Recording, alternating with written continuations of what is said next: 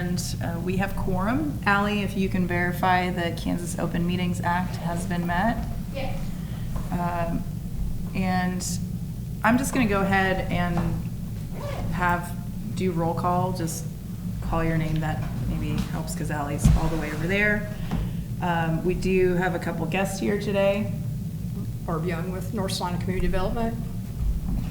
Jeff Hammond, Director of Parks and Recreation for the City of Salina. I think it's start with Terry. No, which way we're going.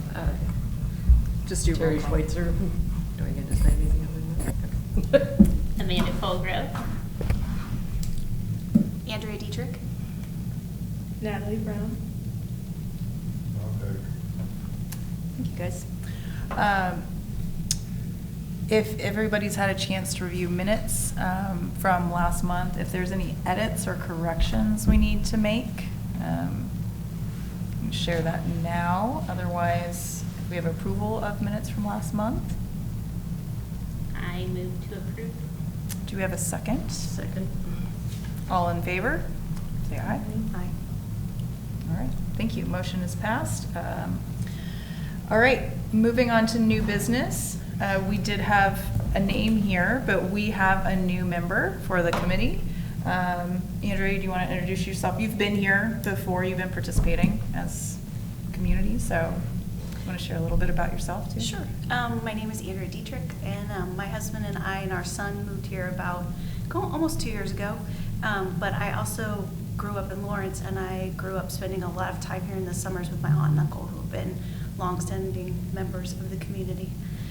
So been going to the River Festival since I was a kid, loved it, and yeah, we're excited to be here. And I actually have an art history degree from Baker. I don't use it in my day-to-day job, but do have that in my back pocket.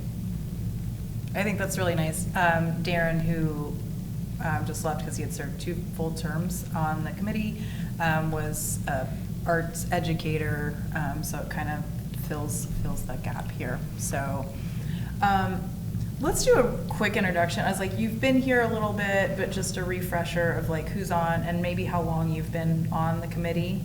You want to? I think a year, I think so. less than a year. Maybe. I think It's been a year. 2 years. I don't know. We're all gonna struggle with that. Because I A was year or 2. pregnant when I started. Now I have a 1-year-old, so I think it's been 2 years. Oh, okay. Well, all right, 2 years, time to get on. No, that's not how it works. I think you're locked in for 3. And I'm retired, I don't do anything. I don't really believe that fully, but thank you. Retired from the city of Salina, too. I've been here 1 year. I work in McPherson. I live in Lindsborg, so I'm just kind of involved everywhere. So. I've been here 2 years, and I have a background in graphic design, and I live here in Salina. Been here. I started in a mid-term, so I'm trying to remember. Yeah, I Maybe think 3 years? about 3 years, because I think you were one of the first CAD members that came on board after I had started, so probably a partial and a couple years. I have background in graphic design and photography, which I am not using anymore, but I like to keep at least some interest in the arts, so I joined this. Great. Thank you, guys.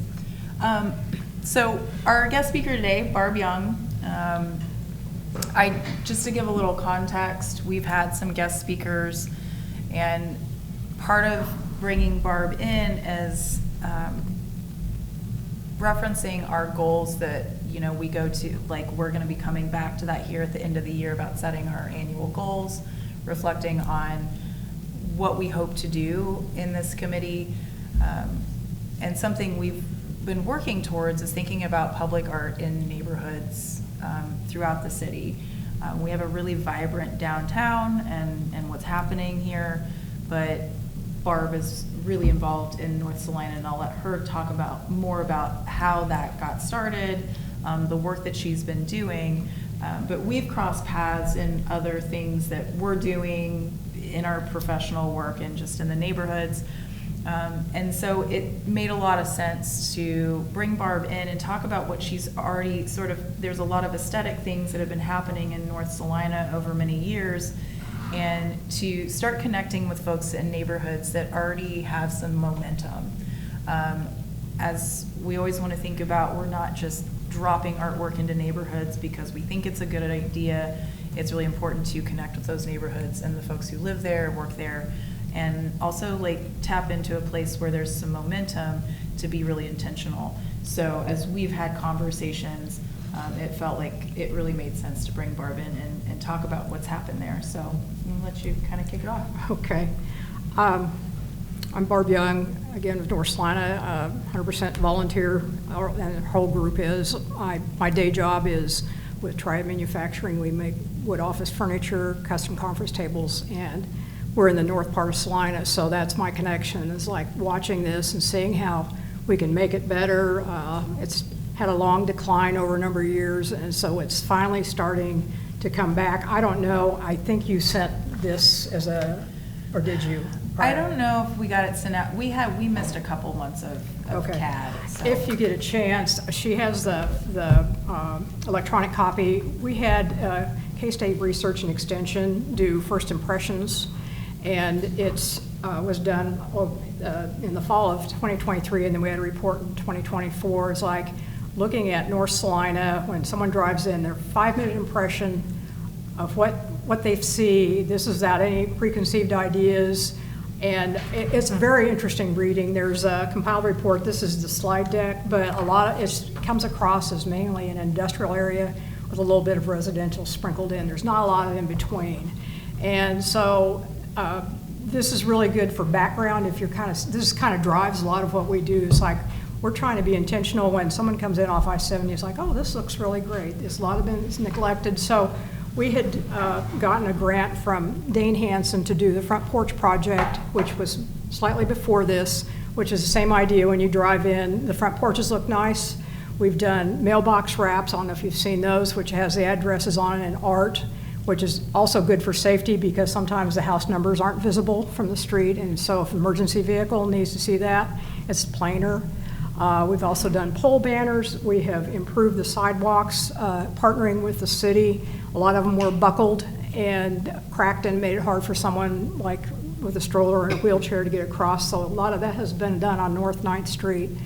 All along we've done front porches. There are 53 houses. We've done approximately 2/3. We're trying to get the hardcore. It's like, come on, work with us here. That might take a while, but we'll see what happens. We've done little libraries. That's been hugely successful. It's around, we have 19 of them around town, mostly in the lower income areas of town, and especially during the pandemic when kids couldn't go to school, books just flew out of there. And so that has been a really neat thing. It's brought a sense of community. And so we maintain those. We have Waddles Heating and Cooling donate space so people can drop off books if they want to donate or pick up books to put in. So it's really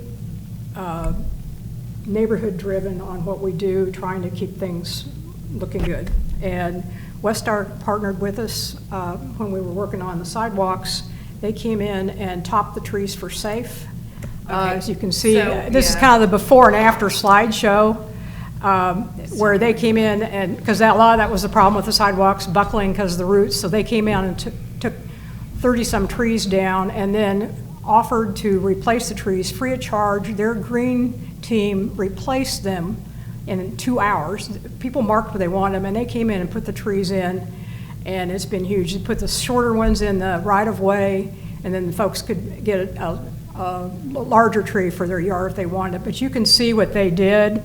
That was a huge boost to the area, and the line of vision, a lot of the trees were half dead anyway, and I know somebody could just see right through them. So taking those down, when you look north on 9th Street from Broadway, is a huge improvement. You can see the banners, you can see the porches, you can see the sidewalks that have been redone. It just gave a lift to that whole neighborhood, and so the walkability is so much better, and people will talk about that. And there's Smokey Hill Construction put in little libraries for us, free of charge. We repurposed the Salina Journal boxes that used to hold the newspaper racks from way back when. And so those have been powder coated, and so those are scattered around town. Those aren't available anymore, so we've used some of their on posts for newer design. But you can see the City Go bus stops. We try to coordinate the books where they're at bus stops for people to enjoy reading when they're waiting on the bus. And here's some I guess it's a bigger impact. The before and after pictures of homes that what's happening is the ripple effect is people now are taking more pride in what they're doing. North Salina is a mix of about 60% rentals and 40% owner occupied, and you can see the difference. We're getting more landlords to buy in, so hopefully that lifts the whole area up for maintenance and walkability and quality of life in that neighborhood. So you can kind of see, the siding. We helped the owner finish putting siding. I believe that was a store at one time. That's on the corner, I think, of 9th and Hamilton. I think it's 9th and Hamilton or 9th and Harsh. I think it's Hamilton. But you can kind of see how things have really just incremental steps. It's not been just a huge change overnight, but it's really made a difference in how people see things. And this was a picture we took before, and we tried to visualize what the pole banners would look like. We have since changed the banners to go to the inside because the truck traffic pops them off the poles and destroys the brackets. So we've learned, so we've turned them to the inside, and we've replaced, and we try to keep up a replacement. But again, you can see they put brick walks in the crosswalk to kind of go like with the downtown. It's like, well, let's dress this up a little bit. So the city's been a really great partner to work with that. Just visually trying to bring the area up so it doesn't show neglect. There you can see it before and after. The big difference, the bricks that were covered up with the asphalt, but then putting the newer bricks down in the sidewalk. Let's see if there's any. And this is, as I say, just by that one, if you get the front porch there, that was after we do fall fix up and spring spruce up. So front porches, you can see the difference. The owners can come in and paint and do some other things, but like front steps. So we've done quite a few improving front steps. And they've also added some trees. This is a property kind of in the middle of the block on the west side. And there's some kids helping to water the trees in after they were planted, the grandkids. So they took great pride in that, and we put that on our Facebook page, so they're little internet stars. And so this was from 2019, the Spring Spruce Up group. That's when we have Kansas Wesleyan kids. So we have around, probably 200 to 300 volunteers at that time. Fall Fix Up is not as big because we don't have the KW kids, but that has been huge to get those kids to help paint or just fix the little projects, doing Five Corners. I don't know if you're familiar with Five Corners. We have public art that's been from there. I just think that's, yeah. That originally was at Marymount. It was done by Larry Meidel and was given to the city when it was transferred over to the Highway Patrol. So we inherited it and we put it at Five Corners. So we maintain that area, and I believe that's part of your city, the catalog. We also have another piece of art from Marymount that, similar to that, is welded metal. I don't think it's on here. It is at the food bank. It's been powder coated bright blue, and it was same thing. It was a different artist. She lives north in Glasgow or whatever, and she called us and said, "Hey, I'm moving. I need this artwork out of my yard." So we made a trip up, brought it back. It sat at my shop for a couple years until we found a home for it at the food bank with the new community garden that got improved there. So these are things that we've generated. There's the little libraries when we had sandblasted and powder coated for the green to match the benches. That's great that those are repurposed. Those are repurposed. Yeah, I don't know if too many people in this room remember the journal newspaper racks. But they had a whole jungle of them over there behind the Salina Journal until that building got sold. And so there's 19 of them that we picked out the better ones, and so those are all by the bus stops. So I don't know if there's any more really. I think that was probably about it. The other slides We're working on there's a Stemmel Community Garden. Here, I'll go to those that are in the, so these will be the ones. Let's take a look. There's currently there, the building on the far right, Jeff would know, is the old Stemmel School building that's used for Parks and Rec's storage. And it's been through some floods. It's pretty bad shape with mold and some other things. We thought maybe what we're going to do, the garden is back behind. There's about 2 acres. We're working with the Department of Water Resources to do like we did the food bank for handicapped accessible, raised beds, doing automated watering, so someone that's in a wheelchair doesn't have to worry about pulling a hose around, adding maybe a walking orchard, row crops, but generally improving the area and making it a community gathering place, which really, since Hawthorne has been torn down, North Salina really doesn't have a focal point, and we thought maybe this might help, although it's further north on North 5th and Stemmel, but I was going to say, you can see on the Google map, but the people, we're working with Kansas Wesleyan Resilience Hub, Lakewood Discovery Center, OCCK, Parks and Rec, Where to... are we at here? I was like, Okay, it is this 5th Street? No, it's front 5th. Okay, keep going. Right there. Okay, you can kind of see what is there now as just large in-ground plots that's, it's hard to access, and so slowly we've lost gardeners. So our goal is to bring those folks back, make it more accessible, hopefully put in a bus stop. Several people said, we'd like to see public art in that area, which could be whatever form, because we hope to make this a hub. And so this kind of gives you an idea that on the east side, that long area probably would be where row crops would be, probably along the south side, and maybe the west side would be orchard. That the building we hopefully maybe can incorporate, maybe use part of that for gardening itself or events, and also have a handicapped accessible restroom. So we're working on grants and donations to try to pull this all together, and we really can't do anything now till growing season is over, which October. But we're trying to lay the groundwork to make this a really neat focal point. And when we met, we kind of talked through, like, there's been so much work that you guys have done in North Salina, but thinking about the focus of this committee and what we talk about in public art and identifying those gathering spaces. There's entry points, but also how much public art can enrich a community. So as we talk through these are opportunities. Of course, we're not able to just sit here and be like, here, let's create an idea tonight and put it in there. We don't have budget to just start doing these things. But part of the reason of like bringing Barb in is to like think about these other areas, because we have been programming in some of our parks. We do a lot in the downtown, but to bring an area like this to attention, to think about, as our public art program continues to grow, we continue to get requests or suggestions as to what we could do. And I feel like a space like this offers different sort of opportunity than the sort of art we may be integrating in the downtown or a mural.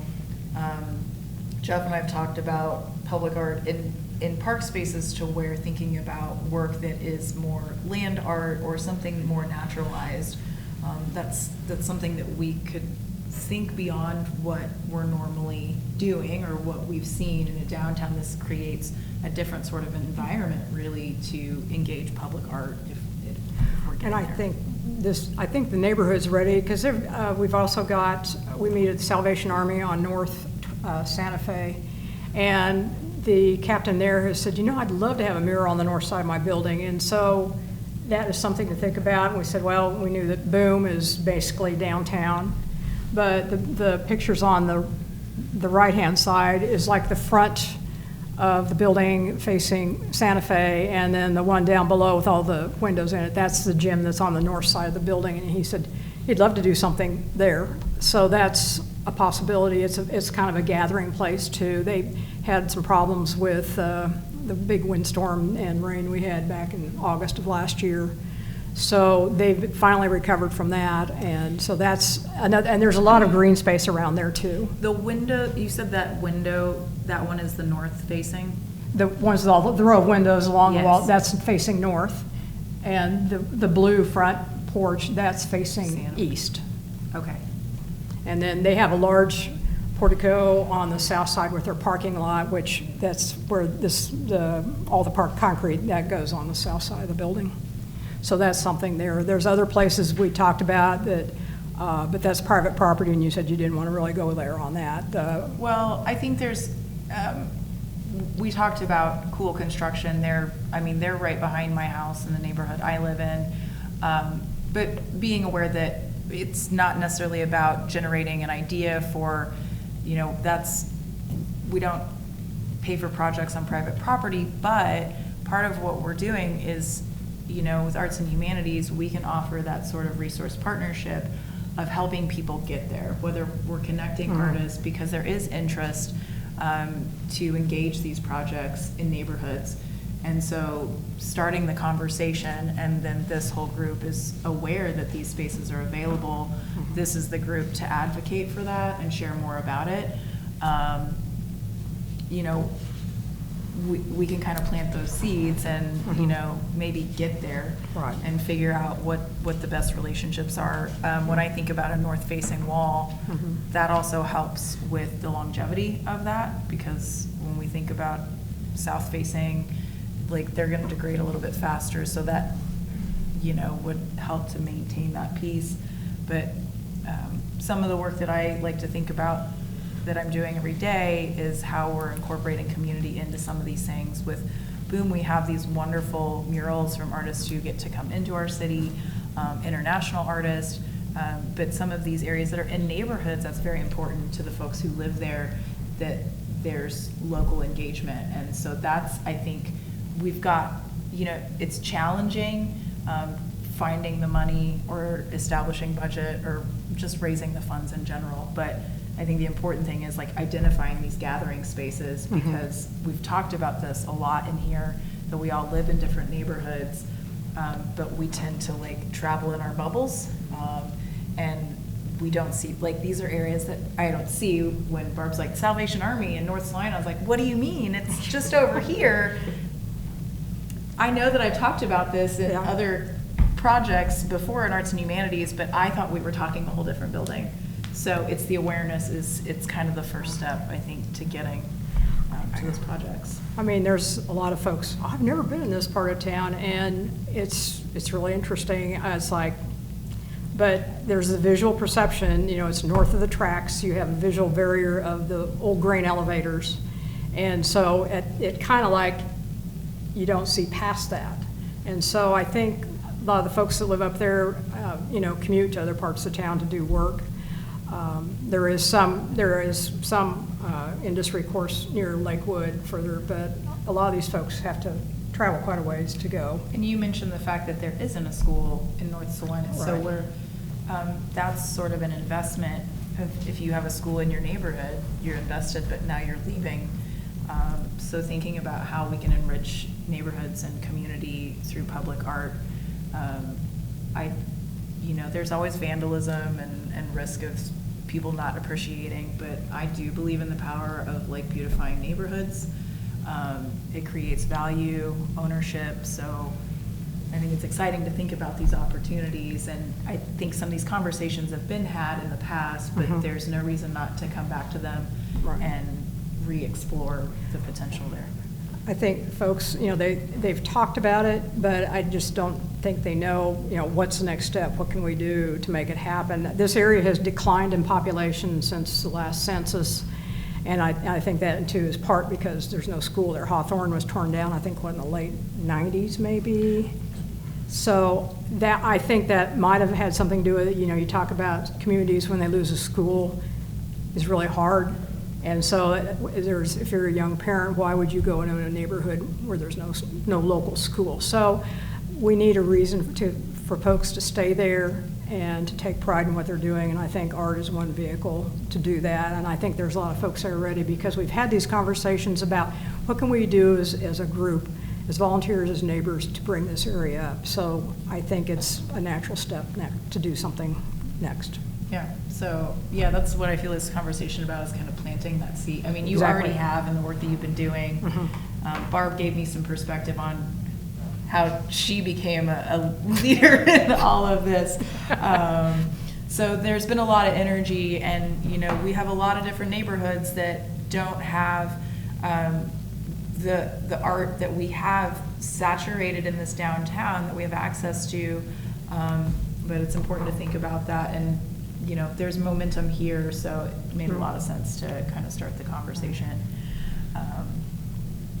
Do you guys have questions? I was like, there's so much that's been happening, Rich, I so. have a question, just a point of clarification. Yeah. You mentioned that typically you don't, if I got this right, you don't do murals on private property. You don't want to get involved with private property. Well, I mean, murals can happen on private property, but we don't have. That's my question, is all those buildings are privately owned downtown, right? They're not city-owned. But those projects aren't city-funded projects. So where we can identify locations where we would want to integrate art, we don't just have a budget that we're gonna choose a location to say we wanna put a mural up. So Boom has been funded through other finances. That's not a city bucket of money. Okay. So that's why I'm saying we don't have the ability to say, all right, we got this wall, let's go for it, let's just find the artist. Well, That's we can why. help write grants. So. Yes, and we can offer sort of that partnership and communicating with artists. And, you know, Barb's got some grant writing experience, but I'm connected to artists and can put out a call. So we have our resources, and that's where it's just like, we have to talk about it and put it back on the table, because you guys are, you know, these conversations may have come to CAD in the past, but now we have a new group of people who maybe have different resources or a different awareness of the community. So that's why, like, I don't like things to just go dead in the water. We can bring it back and say, you know, our public art collection has grown in the past years, and there's a different sort of momentum happening, I think, at this point, to maybe revisit some of these opportunities, because we have talked about that in our annual goals for the past couple of years of like, how can we push this out into areas that don't have walkable access? I live very close to downtown, but I work here, so it's easy for me to see those things, and it's easy to take for granted that I have access. So that's why looking at these areas that people are still living there, they are neighborhoods, it's important. And I do, again, that sort of ownership of community when you're beautifying that space. Like, I noticed the difference when the mailboxes got done. Like, it really quickly changes sort of that like entry point and engaging in those spaces, so. I have a question about how does Sculpture Tour, how do those art pieces get placed? People's Choice, that's the one that got the most votes from the community. Okay. That comes through this because the city purchases that Okay. piece. And then this committee helps decide what is an appropriate location for that. If people purchase them like privately, that is up to the people who purchase. Okay. So there are, and we'll talk about this more when we talk about our public archive and how we're trying to get everything into one place. But some of those privately owned sculptures, they're publicly accessible. You drive by and see them, but they're on private property. Okay. So that's where, you know, when we start talking about our public archive and trying to put everything in one spot, to the general public, they're just seeing art out and about. But there's so many different ways as to how that art is getting into our community. Okay. So if somebody in North Salina is like, I love that and I want to buy it, nothing says it can't, you know, artists love it when their art Sure. sells and they don't have to come Yeah. and pick it up. But the city purchases the People's Choice, And so they, that, and then does CAD say, okay, this is the best place for it, or how do you do that? That goes on city property? yeah. So we've looked at different locations, and that's part of identifying what's out there. Because we are in our bubble, but thinking about where's it gonna be accessible? We're always thinking about safety. You know, when we placed Kansas Promise, part of the discussion is like, you know, like, this sounds good, and just like, yeah, there's a lot of vandalism in that spot, so they're either gonna push it off the hill or spray paint it or something. So we take safety, accessibility, all those things into consideration. But it has been a goal, like, think about getting artwork into different areas. And People's Choice 2 years ago at Oxbow, that went into a neighborhood that we just, you know, people are like, I didn't even know that was over there. I didn't really know it was there until I started driving around. I had people come up to me not knowing who I was and start, you know, they're taking pictures in front of murals, and had a couple people from that neighborhood not knowing who I was or how I was involved, really proud that that was there. Mhm. So that's why, like, having these conversations and being intentional is so important. But I don't know, we don't know what People's Choice is gonna be. Good. Go vote. Yeah. Say that Yeah. on the record, because we've still got time. So we don't know what Right. the next piece is, and we definitely want to match the piece appropriately with a space. Thinking about this last one, the People's Choice is actually in the museum right now, but it's going to go to Sunset Park as part of the War Memorial, because it's a fallen Okay. soldier. So thinking about context, Mhm. like, does it fit the space? We don't want to just kind of like plop it somewhere and be like, you're welcome. Yeah. So it's really important to involve our community members, Mhm. so, Good. yeah. Questions, ideas, anything simmering? I'm just thinking about all those bug murals in the building by Oakdale You're for like, the yeah. garden and stuff. There were It quite a just might few. fit. Yeah, we've got some outdoorsy festival murals. Okay. that I don't know, I think, like, not that I've forgotten that they're there, because this committee did some heavy lifting to archive some Okay. years back of festival murals, so, Mhm. and those are things that have been kind of sitting in the dark, so. Well, think of us. Well, Good see, wind now- breaks and see like- there, in the see, garden. Okay. she brought it up, Yeah. so. Okay. And now that, so you gave some context, I'm gonna send that study, that way, I felt like there was a lot there. But There that- is. But that way, now that people have had context, we can send that out, and that way you're not kind of like blindsided and understand what it is, and if you don't mind, I. No, that's fine. connect your It's meant to be contact shared. to- It's meant to be shared, Yeah. but it's really got interesting observations from someone who doesn't have any connections or any preconceived ideas, what they see in the first 5 minutes when they drive into town. And it's fascinating, and it kind of backs up what we're trying to do, and also kind of tweak. So we make sure when someone comes into North Salina, compared to what it looks like coming in off of 135, which is totally different, looks like two totally different cities, like, how can we make this so it's inviting? And people want to be here, they're like, ew, yeah, what's this? And so this is huge. I hopefully, you know, it's a little bit to wade through, but it's got some really fascinating things. Probably the one that stood out to me is the one.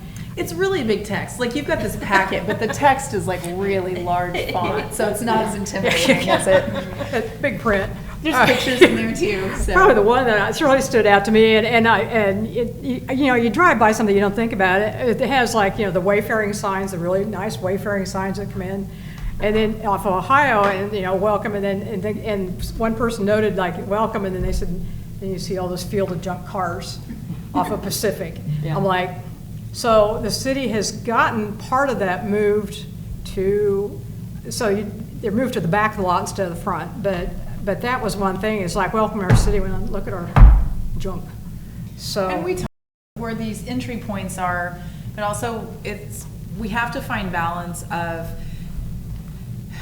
when we are placing artwork, we're investing in a space. I come back to that accessibility. if we're placing artwork and engaging it, how engaging is it gonna be with the public? Because I think we talked a little bit about scale. When you're buzzing into the city in your car at 40 miles an hour or faster, scale has to be much bigger for it to be impactful, and the budget gets much bigger. So those things have to balance out. Yeah, the budget, when you're buzzing past it, those things cost a lot more money, and Although we did lower the speed limit from 40 to 35, and that caused Okay, a so we big can straighten brouhaha on North 9th Street, and narrowed it from 4 lanes to basically 2, and have parking on each side. That, I couldn't believe, but now that Change people is have gotten hard. used to it, it's not a big deal, but that's to calm the traffic down, and we're also gonna have a crosswalk the city's gonna be putting in there, because there really isn't anything between Broadway and I-70. If you wanna cross the street, you're really gonna have to make a run for it, You get that rundown feeling, and so you just, so that's one thing, calming the traffic down and having people park on the sides, so it's not 4 lanes, it's now 2 lanes, has helped kind of slow that down. Not that 5 miles an hour probably isn't gonna make a difference when you're looking at art, but that's just one way to kind of make the neighborhood safer, and that people do look out for each other on that. But that's one thing. And then the banners, was another one. We had done several branding sessions, say, hey, what do you want to see? And the connotation of north side, north end was kind of like, how can you make it more positive? So we came to Northtown, and so then when we did the meeting with, here we're going to probably change 9th Street, want feedback, and the banners is like, hang on. The banners is like, we're going to change our zip code. And they're like, no, this is just about branding. You can call it North End, whatever, but for trying to make it positive, it's Northtown, it's an area, it's a neighborhood that's viable. And so that's what we've been trying to do, and it just takes a while. But I'll tell you, the initial blowback was like, okay. So we made it through. But I'm just a volunteer, so, time and a half times 0 is still 0. Yeah, So- but there's been a lot of change, and as I've come back before I moved back here, seeing that change, and so the work's been put in, and again, that's why it's like, let's connect to somebody in a neighborhood that's got some momentum. And I always encourage you guys, as we talk about these locations, I haven't driven out here yet, but if you're out and about, take the time, go look at these spaces, like, be more aware. It's hard to get context. Like, you can see the images on the screen and we can look at the map, but drive past, get a feel for it. I think once we understand it more personally, it's easier to advocate for moving in that direction, so. Well, thank you Thank so you. much. It's nice to have folks come in and kind of share a little bit more about other areas around Salina. Thank you for having me here. Hope it Yeah, was and we'll informative. forward that, and I'm gonna Yeah. attach your contact, so if there's any other Yeah, questions. yeah, or- they can, put my contact info if anyone wants more information. Cool. Okay. Thank you. You're welcome to stay, but we'll set you free. I need to go back to work. I need to go back to my day job, so. Okay. Well, thank you so Anyway. much. Appreciate it. Okay, well, thank you. Enjoy the rest of the workday. Yeah, I'll my homestead down there for a while. Yeah. Okay, on to our public art research and reporting project. A little context for Andrea. You may have been here when we've done this. Last year, everybody decided that they would go along with this request that I made. Everybody's been so great to just go with it.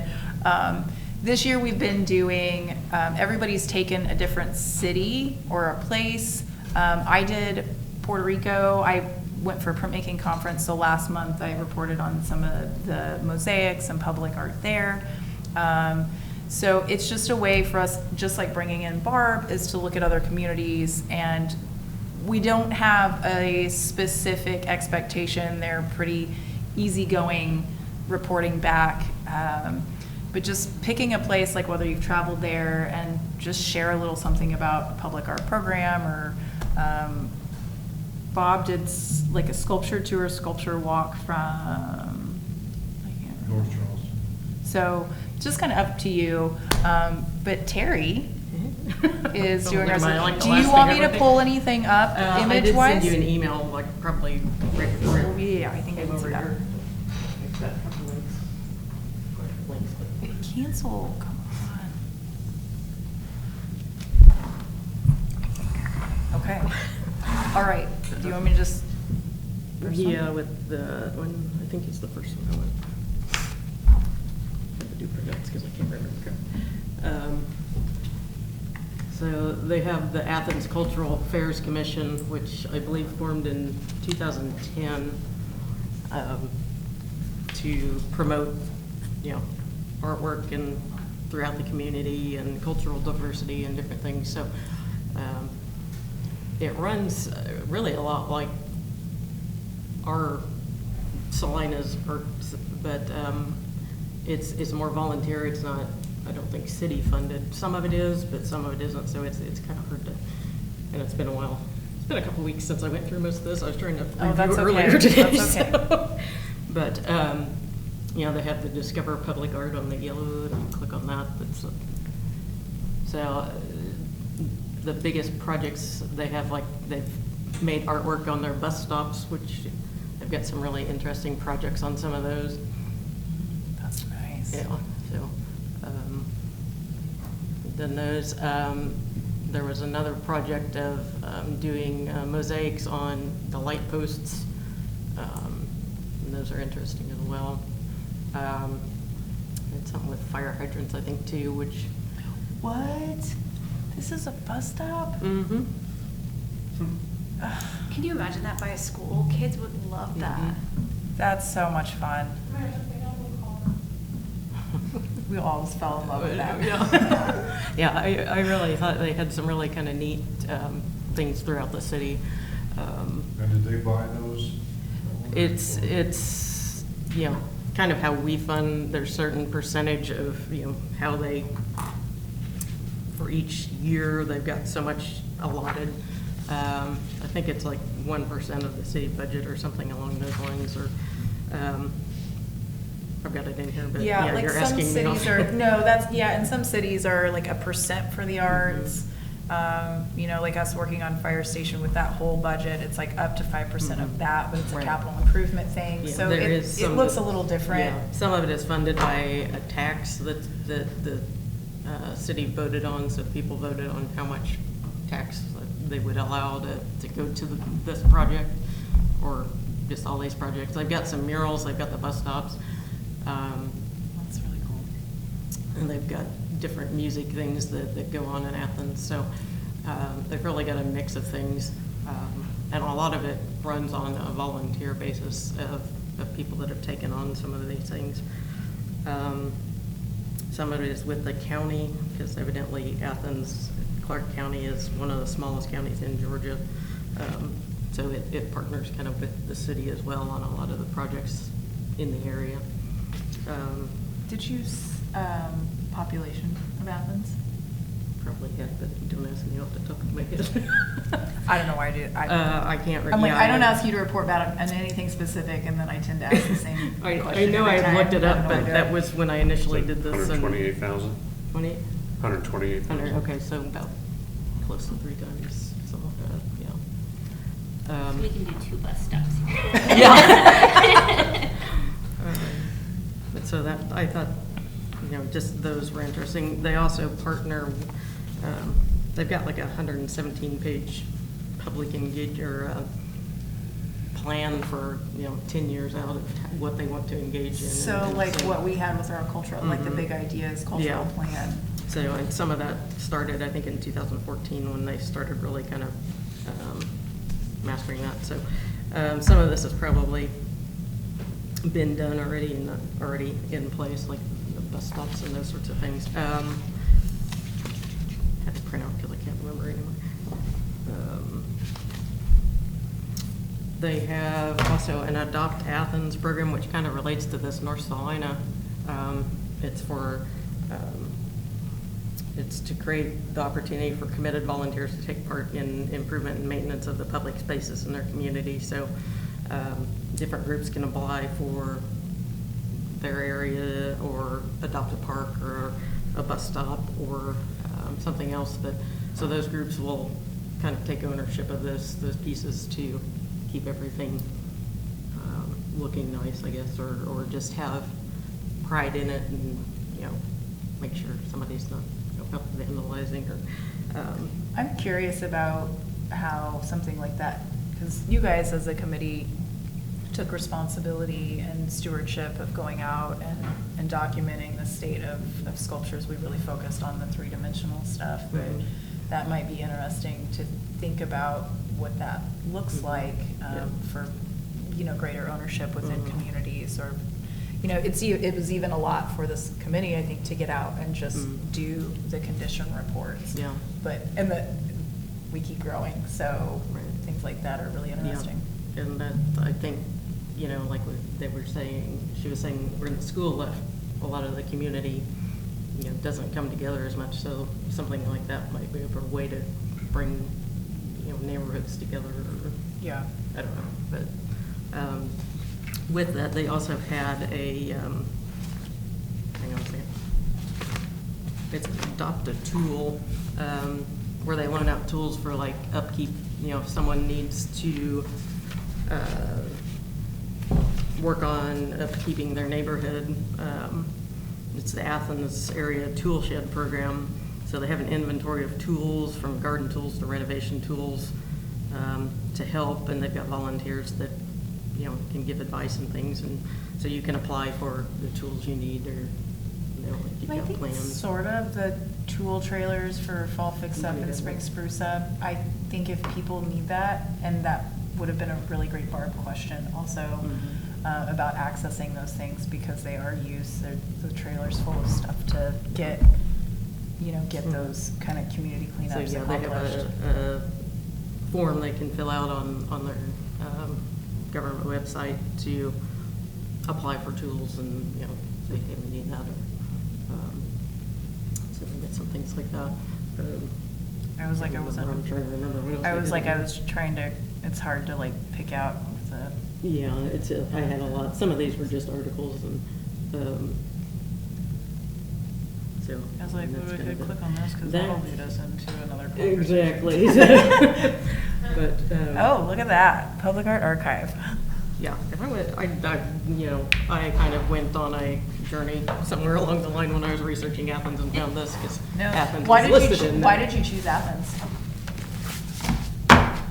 I needed Through a dart? Pretty much.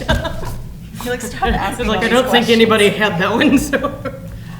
No, that's really great. I think I'm interested in sort of like adopt an artwork program. I mean, not saying like we need to start a new program, but how are other people creating a deeper investment in their public art programs? And I think we clearly are invested here, and we have this committee and processes to show that we are invested. But we're here to think, we always get to set our goals and think about things we want to explore, and it's cool to kind of bring those to the conversation. Yeah, and so they do, there's a downtown committee, and they partner with that, so, I think, there's downtown, the city, and then the county all kind of have different partnerships and different volunteer pools, but they all kind of work together, Yeah. on everything, so. Cool. Well, thank you for your research and reporting. You're welcome. Any questions? Because I ask her questions, I say I don't expect anything, and I ask all these Probably don't random have answers. questions. So, yeah, thank you. You're welcome. Do you want to stay out here with me? No. Really trying. The stuff is over here. I know, okay, that's fair. Well, thank you. All right, on to public art collection updates. I'm going to get back to this PowerPoint. So I didn't think I had a lot, but actually quite a few things. So my slides may not. The first thing I want to actually touch base in, since I was just on that public art archive, we talked about this last month, where we're investing in a cafe for artist calls. Allie and I and April Rickman from SDI just went through an onboarding with cafe today. So that might be something I think Allie's got everything locked in for the Call for Sculpture tour. So sculpture tour calls or applications, they'll still process the way they have through, I think, a Google Forms in the past, but this will be the first year that we're utilizing that cafe for a call for artists. So it's kind of going to be a hybrid year. That's processing. But Allie and I are working on sort of the rollout of the Public Art Archive and how we want to approach that. That's a really big thing. I started to spiral a little bit as we started to look at the archives, and I was like, okay, let's focus on some of the really recent works, and thinking about what are the things that people, if you're visiting, what are the first things you're going to notice about our public art collection? It's probably the murals. It's probably going to be sculpture tour. So we just kind of went through that list and think about here maybe going back 3 years of trying to onboard the past 3 years. Like with sculpture tour, let's get what's in sculpture tour now. Even the things that are part of this temporary year, if we get that, because the Public Art Archive, you can place a time. Like people will be like, what happened to that sculpture? Did it stay here? Did it move? Even if it's part of this temporary sculpture walk, we'll be able to archive that. So starting with what we have right now and what's happening, and then move back and focus on those 3 years with sculpture tour, boom, SDI trash corrals, people's choice, and we can start to filter those things. But where I was feeling like a deer in headlights, let's focus on what's here and what people are seeing first, because that's also been a request of, we do walking tours, so that what's the thing that people are gonna do the walking tour that they're getting to first. So that's kind of where we're trying to think about that rollout. We do have an intern that's working with us a couple hours every day, I think. I don't see him a lot, but he may be hiding from me because he's like, he probably knows. I'm like, I got a list for you. So we're gonna focus on those things. So it's gonna make it, hopefully, if you guys can advocate for that, to start talking about the Public Art Archive. We don't have date set. We're trying, this is going to be work that we have to carve out as far as getting those things uploaded.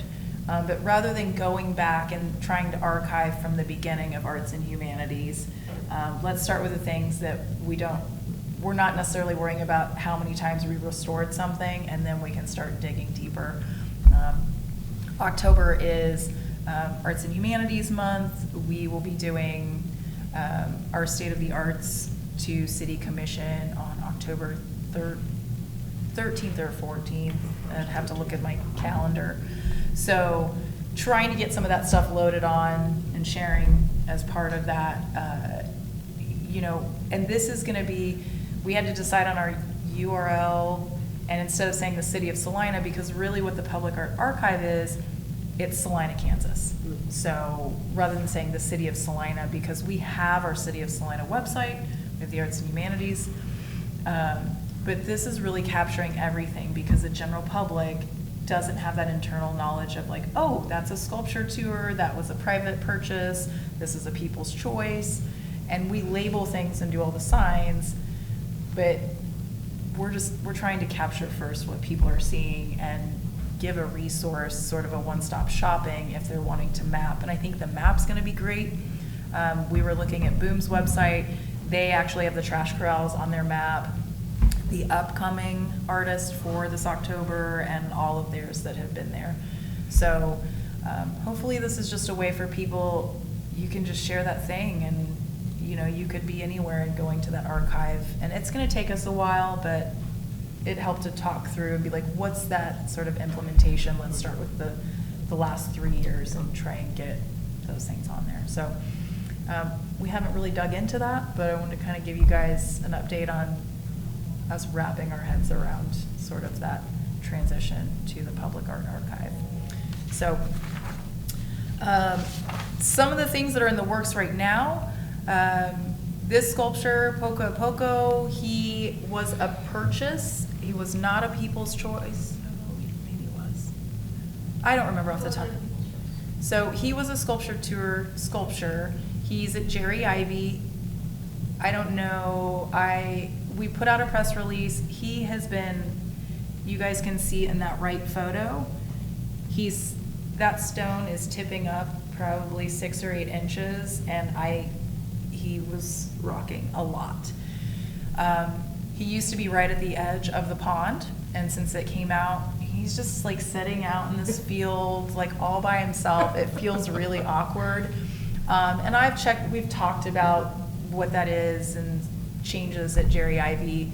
But I asked Parks just to remove that so we can at least address like whether it's the metal, like I think there's some bending. I think if he could probably just get busted off. The sculpture's in great condition, but I don't think it would probably take too much to make that a dangerous situation. So he will probably be removed sometime this week if he's not already gone. We'll figure out what it is with the mounting system to get that fixed, but I don't plan to like rush and get him installed back in there. Jeff, if you want to talk a little bit about maybe changes or the timeline, because as always, I don't want to move a sculpture 3 times. So as there's changes or upgrades happening there, I think we want to follow the timeline of maybe some of that stuff and choose a better location for that sculpture. And I have a brand new sign that needs to go with that, so. Yeah, thank you, Crystal. We have some plans on really on the north end and south end in the next 9 to 12 months. Next weekend we're seeking approval from the City Commission for a new splash pad or a replacement splash pad on the north end. On the south end, we have some work to do. There's a garden there that's called the Compassionate Friends Garden that's now overgrown and very mature plant-wise, and we're going to be clearing that back and putting in new plantings. The Compassionate Friends Garden is a garden in which a group of parents who have lost children all came together and fundraised themselves to recognize parents who have lost children. So that's there. There's an old stream bed there that used to be providing a recirculation feature to the former pond. We're going to be doing something with that rock.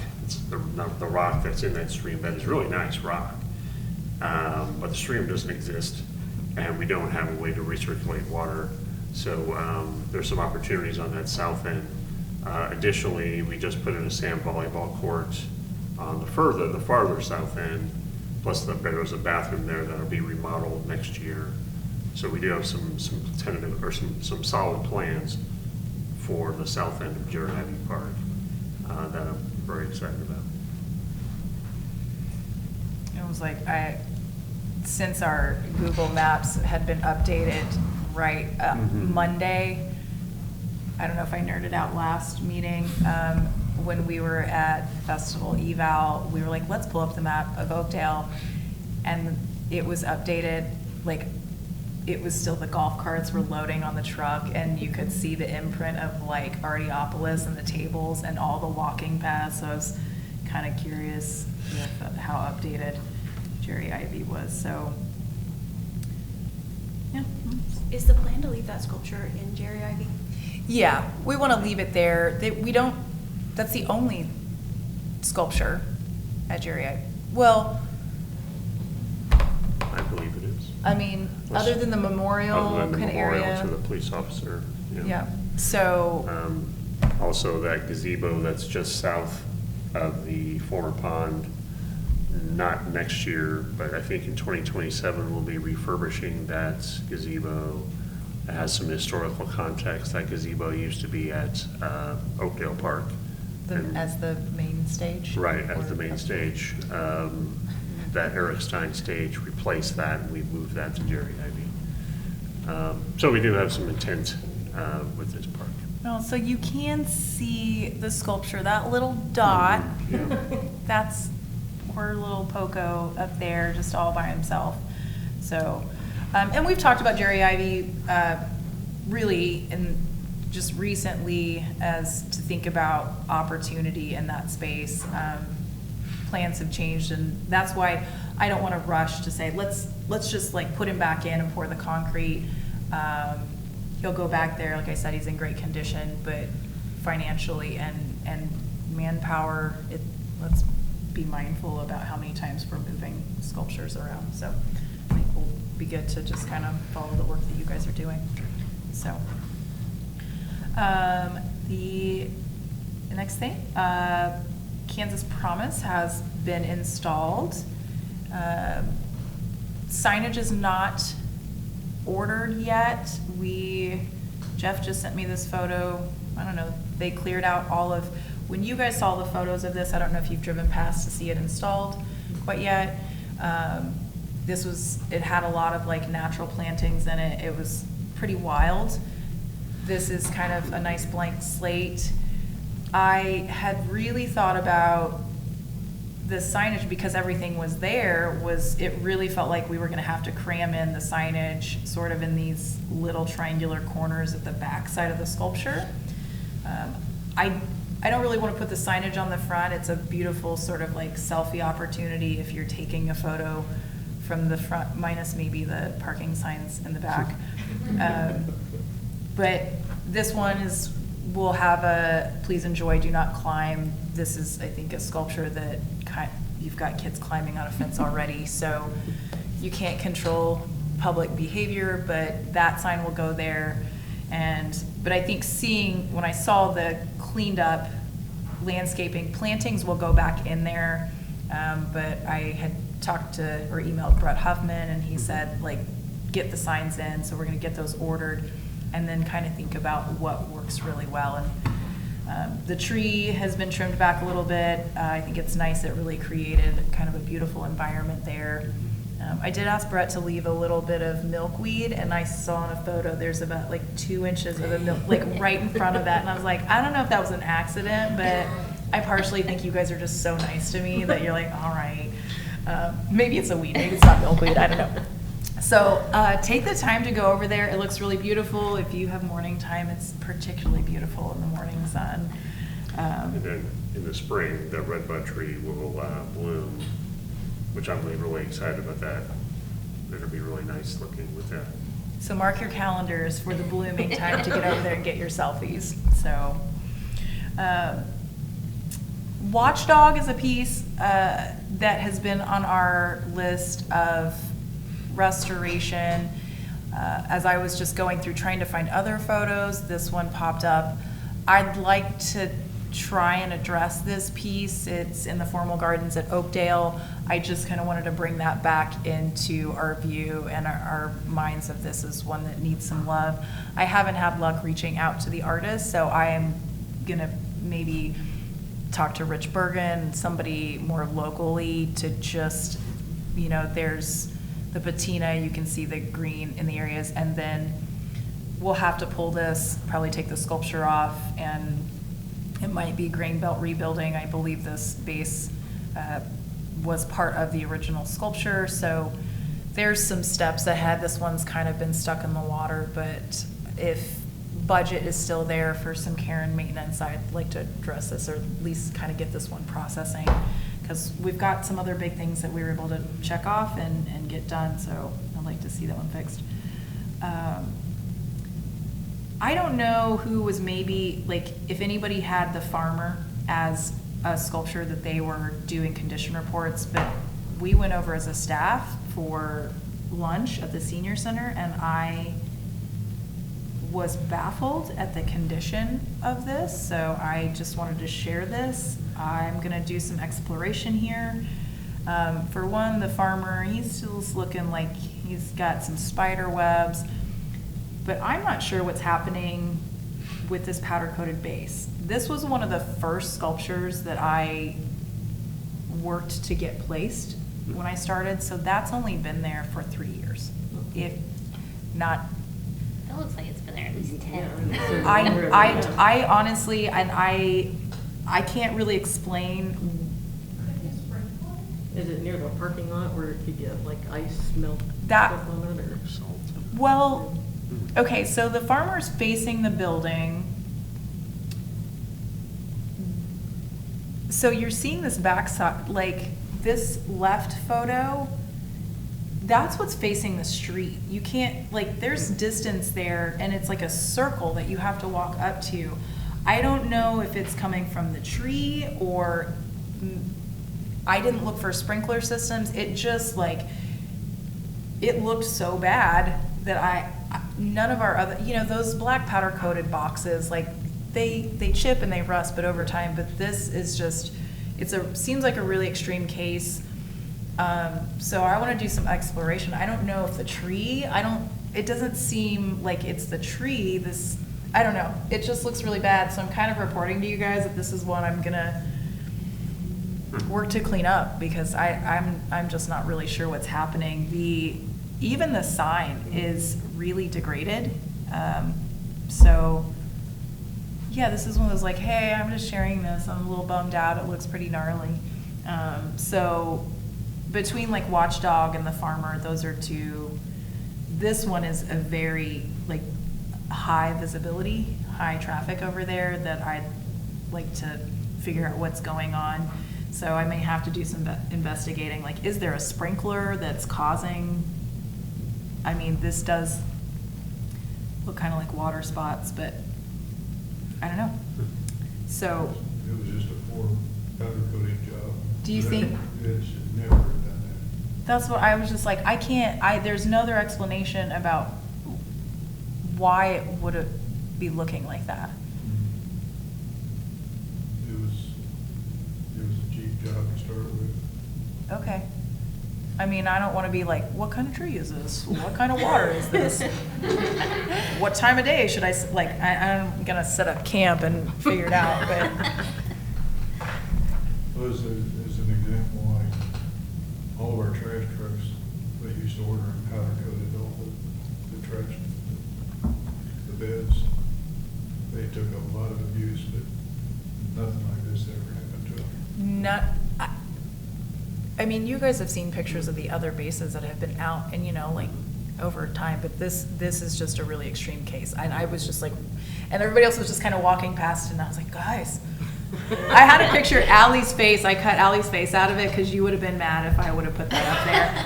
She was kind of scowling, so I was just like, I'll just do her that favor. And Anna's head, she's like, it's just like a head popping out of the corner. So, yeah, so I'm going to explore, like, I don't know. It's going to depend on, like, where the budget's at. If I have to just, like, get a whole nother, like, base redone or send it back. But I want to get this taken care of, but it might be a 2026 priority, but it has kind of risen to our list of things that need some attention. Oh yeah, I was like, I don't have slides for this one. People's Choice, I just wanted to kind of, there's not really an update. I did reach out to Memorial Art about the stone that we're waiting on. There's still no delivery time. I've approved the engraving that goes on the capstone. The sculpture's still down in the museum, and I am continually getting asked when things are moving along.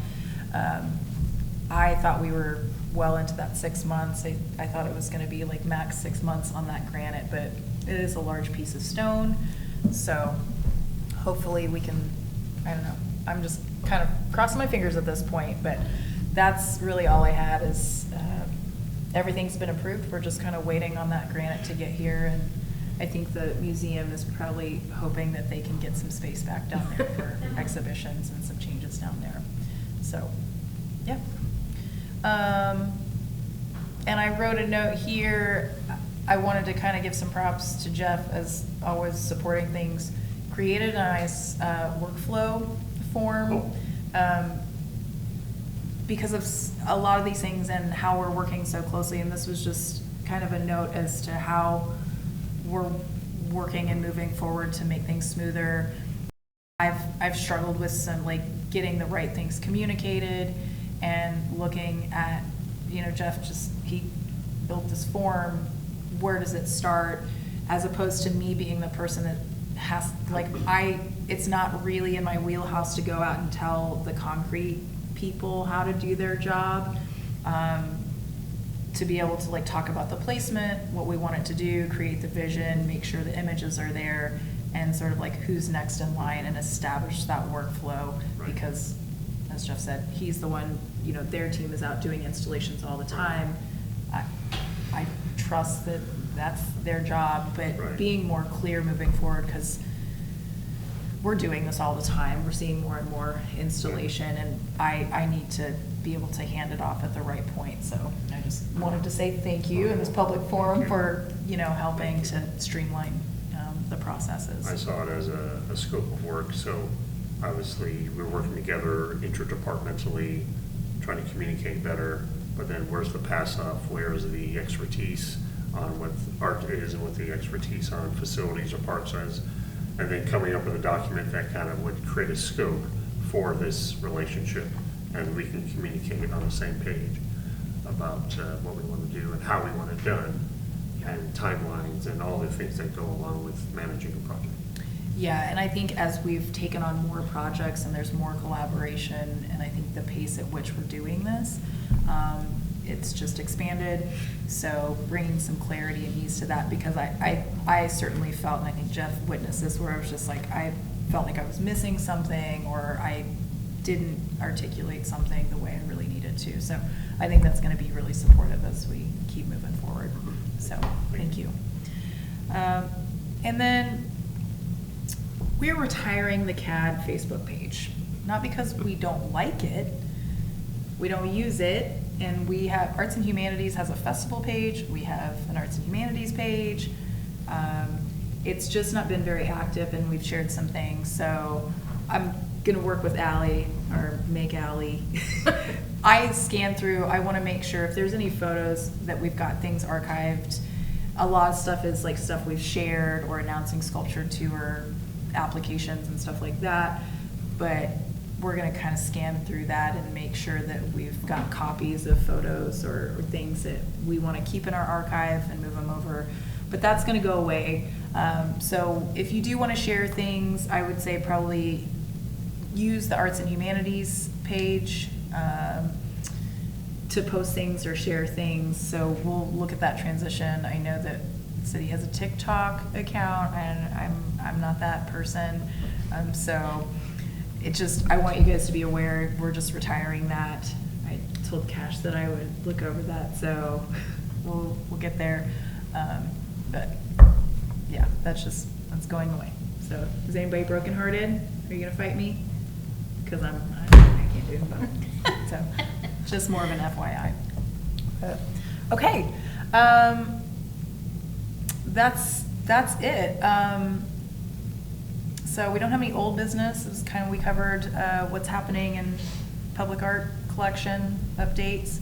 As far as other business, Jeff, do you have any other things kind of on the horizon that we might want to? I do not. Okay.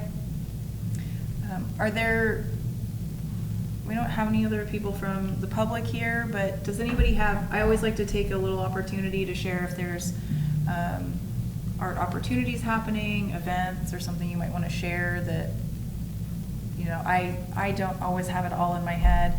I did want to mention, I didn't put it on there, but if anybody is available and wants to be at the commission for our State of the Arts, I think that is the week before our next CAD meeting. So I at least wanted to bring that to your guys' attention, and we might follow up with an email. So it's not an expectation.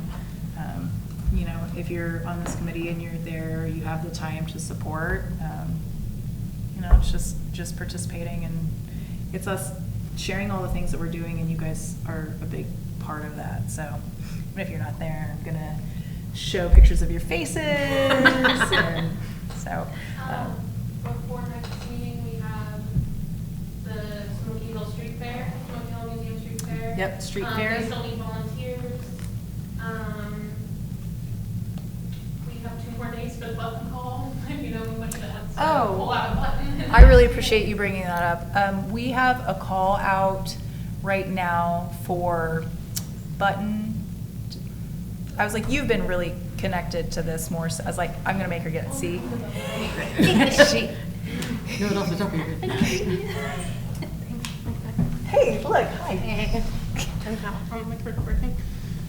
Well, you've been more connected, so you might be able to give some clarity. This is a cool opportunity as next year is our 50th festival anniversary. So, you know, everybody's maybe been a little salty of like buttons went away to wristbands. So this is like And they are honoring- not coming back. This is a commemorative 50th celebration buttons in which in Ardiopolis, which is what I oversee, we have the Button Boulevard, which is where people can make buttons like we've always had that. So buttons never really totally went away. They just weren't the admission pass.